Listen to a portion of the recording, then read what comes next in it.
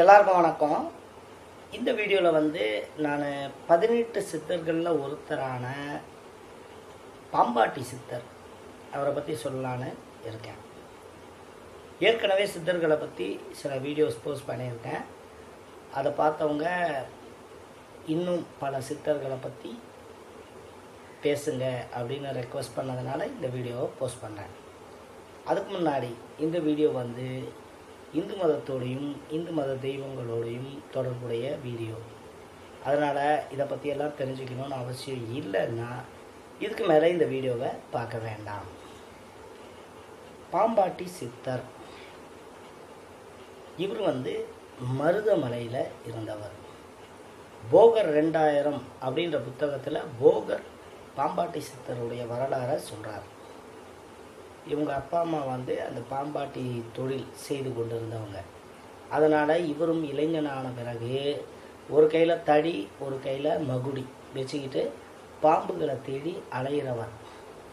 எந்த பாம்பை பார்த்தாலும் பிடிச்சி அது எவ்வளோ வீரியத்தன்மை மிகுந்த பாம்பாக இருந்தாலும் சரி, இவர் தைரியமாக போய் அதை பிடிச்சி அதுக்கிட்ட இருந்து விஷத்தை வாங்கி அந்த விஷங்களை விற்று வியாபாரம் பண்ணிக்கிட்டு தெரிஞ்சவர்.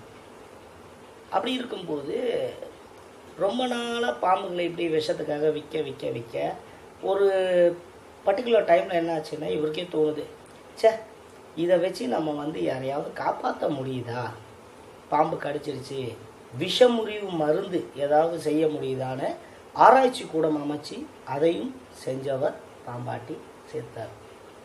இப்படி இவர் பாம்புகளை தேடி தேடி எல்லாம் அலைய ஆரம்பித்த உடனே அந்த காட்டுக்குள்ளே இருக்கிற எல்லா பாம்புகளுமே வரதை பார்த்தாவே ஓடி போய் புத்தில் பதுங்கிக்கும். அவ்வளோ ஒரு பயம் இவர் மேலே. இவர் இப்படி தேடிட்டு இந்த ஆய்வு கூடம் வச்சு மருந்துகளை பற்றி ஆராய்ச்சி பண்ணிகிட்டு இருக்கும்போது அங்கே வந்த சில மருத்துவர்கள் இவர்கிட்ட என்ன சொல்கிறாங்கன்னாக்கா, நீ வந்து இந்த சாதாரண பாம்பெல்லாம் வச்சு மருந்தை ஆராய்ச்சி பண்ணி அதோடைய விஷத்தை விற்று நீ எந்த காலத்தில் பணக்காரன் ஆகிறது? இந்த மருதமலை காட்டுக்குள்ளே நவரத்ன கல் வச்சிருக்கிற ஒரு பாம்பு இருக்குது. அந்த பாம்பை நீ பிடிச்சன்னா அந்த நவரத்ன கல் பல கோடி ரூபாய் பெறும்.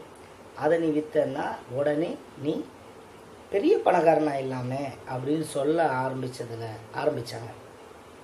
இதை கேட்டதில் இருந்தே இவருக்கு வந்து அந்த பாம்பை பிடிச்சே ஆகணுன்ற வெறி. அதனால் அந்த மருதமலையை சுற்றி காட்டுக்குள்ளே தேடி அலைகிறார்.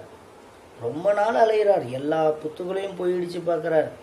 அவர் தேடிக்கிட்டு இருக்கிற அந்த நவரத்ன கல் இருக்கிற அந்த நாகம் கிடைக்கல. அதுக்கு வந்து ஐடென்டிஃபிகேஷன் சொல்லியிருக்காங்க. நைட்டில் அது வந்து அந்த பாம்பு போகும்போது அந்த நவரத்ன கல்லுடைய வெளிச்சத்தில் தான் அது போகுமா.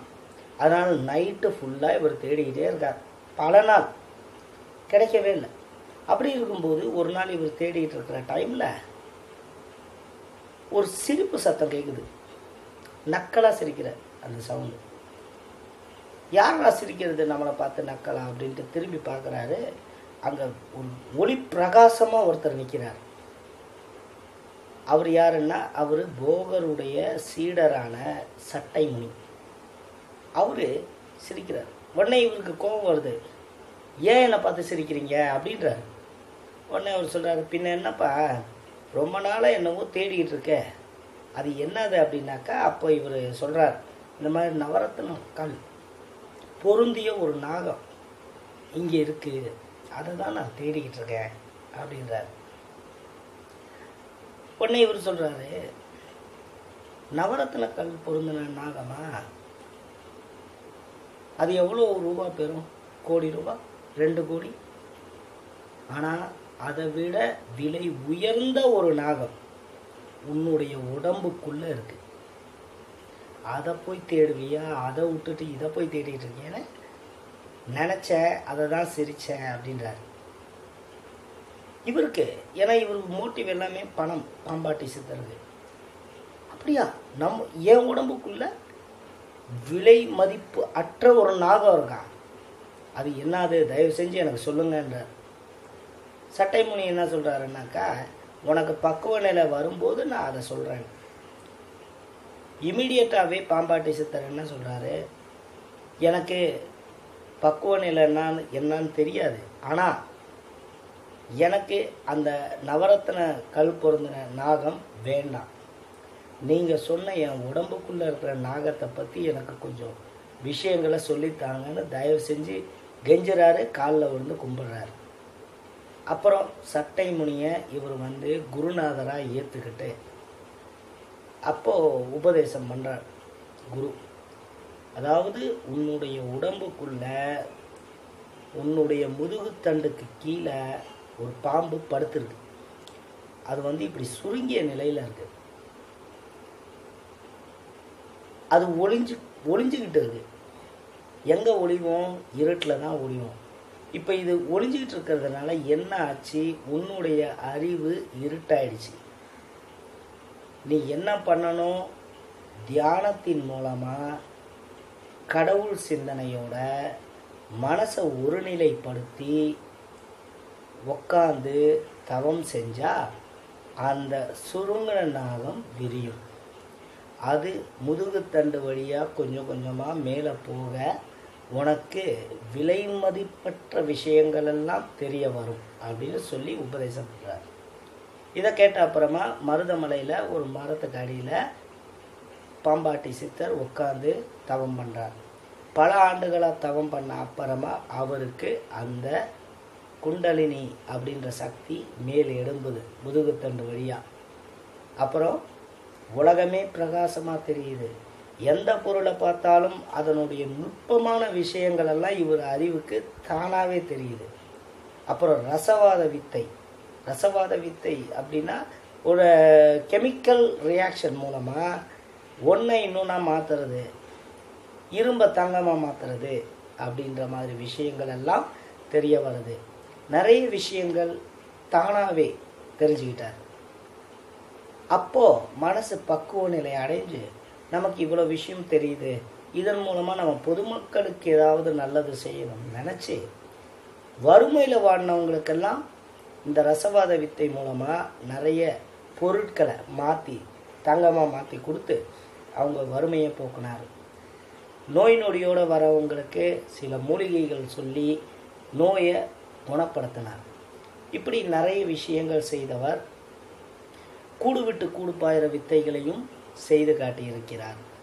அவர் வாழ்க்கையில் நிறைய பாடல்கள் பாடி பொதுமக்களுக்கு நிறைய அறிவை புகட்டணும்னு சொல்லியிருக்கார்.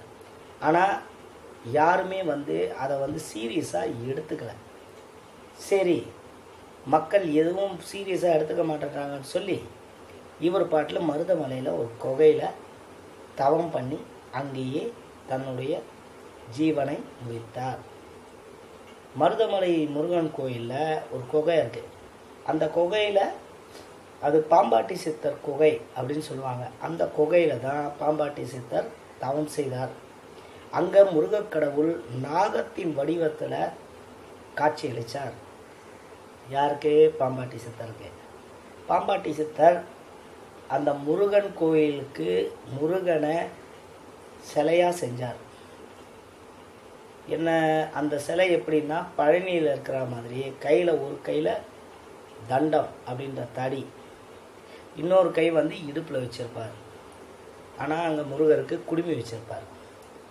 வயதானவர், வயோதிகர், மருத்துவர் அப்படின்னா எல்லாத்துக்கும் மருத்துவர் அப்படின்ட்டு அந்த அந்த முருகரை தரிசனம் பண்ணணுன்னா மருதமலையில் அர்த்தஜாம பூஜையில் தான் அந்த அலங்காரத்தில் முருகரை பார்க்க முடியும்.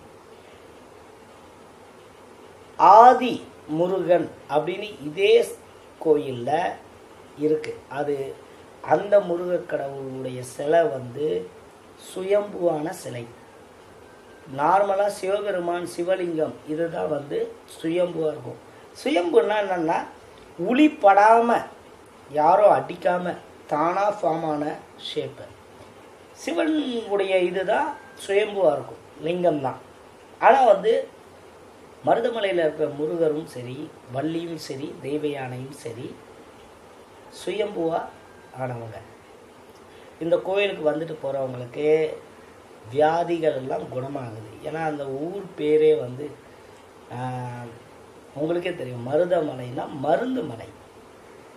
ஸோ இவ்வளவு சக்திகள் வாய்ந்த ஒரு இடம் இந்த மருதமலை. பாம்பாட்டி சித்தர் உடைய வாழ்க்கை கடைசியில் வந்து அவர் சமாதான இடம் மருதமலைன்னு சொல்கிறாங்க. அதே மாதிரி துவாரகையில் சமாதியானார் அப்படின்னு சொல்கிறாங்க. அப்புறம் வந்து விருத்தாச்சலம் அந்த இடத்துல சமாதியானார் அப்படின்னு சொல்கிறாங்க. இது ஒரே குழப்பமாக இருந்தாலும் ஒன்றே ஒன்று தெரிஞ்சுக்கோங்க, சமம் ஆதி.